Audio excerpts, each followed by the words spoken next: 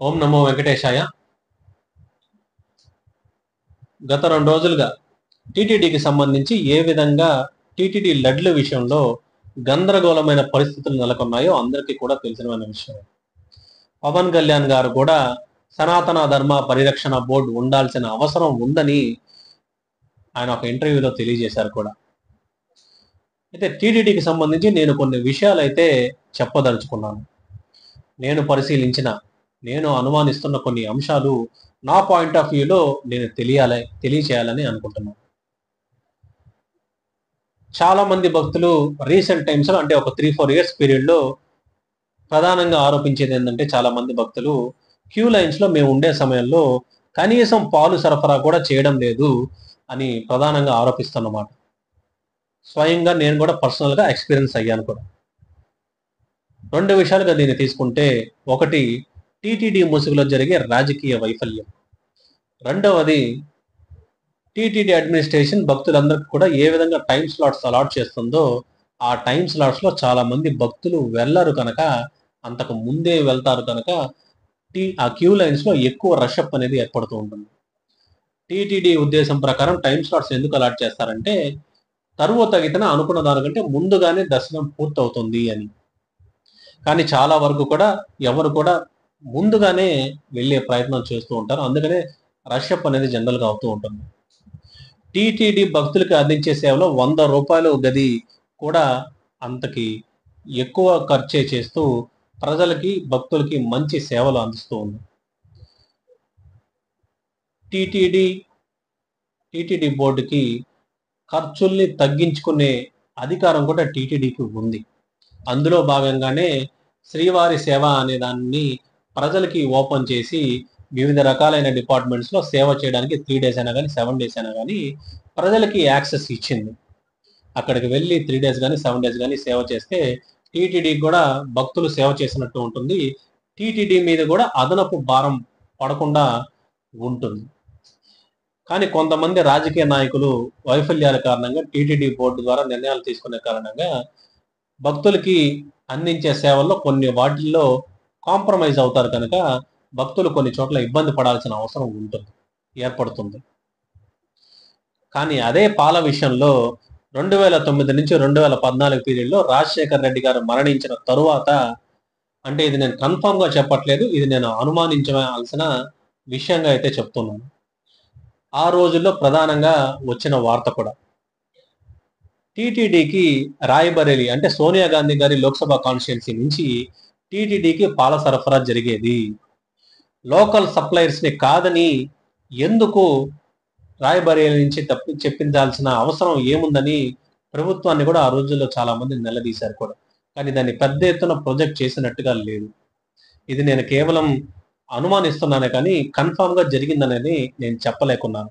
ఎందుకంటే దాని గురించి సెర్చ్ చేసిన తర్వాత ఎక్కడ కూడా నాకు ఎటువంటి ఇన్ఫర్మేషన్ దానికి సంబంధించి దొరకలేదు.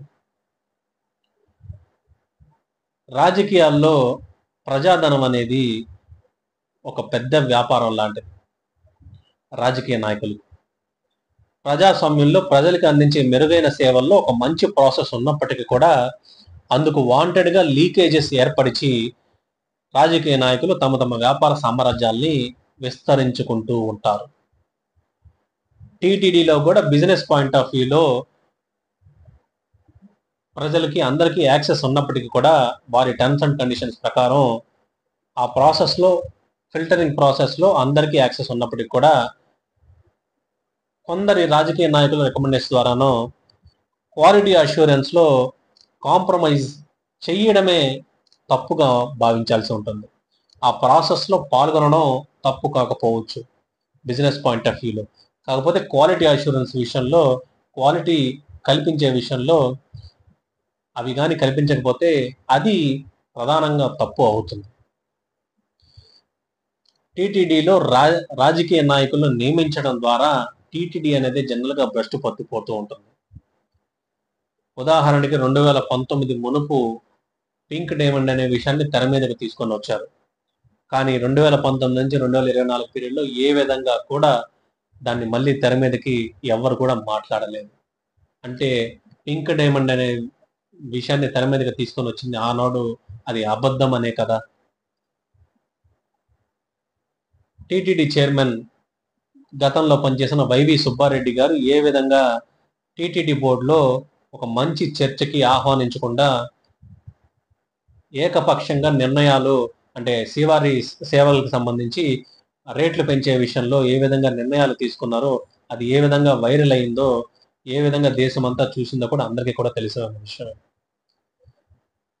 ఏ మాత్రం కూడా ప్రజల మనోభావాల్ని దృష్టిలో ఉంచుకొని పెట్టుకోకుండా నిర్ణయాలు తీసుకుంటున్నారు కాబట్టి రాజకీయ వైఫల్యాలు టిటిడి బోర్డులో ఏర్పడుతూ వస్తూ ఉన్నాయి. టిటిడి బోర్డులో కూడా కాండక్ట్ లేని వ్యక్తులను కూడా నియమించుకోవడం ద్వారా ఎన్నో తప్పులు జరుగుతూ ఉంటాయి.